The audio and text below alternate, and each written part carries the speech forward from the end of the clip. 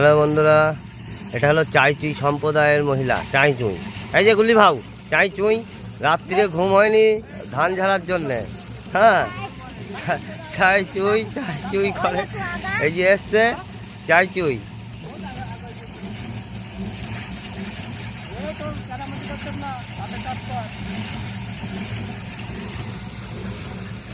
Good morning বন্ধুরা, good morning. আমরা সেই রাত 3টের সময় এসেছি ধান ঝাড়তে, কারণ রোদ্দুরের যা তাপ ধান ঝাড়া হয় না অত তাপে।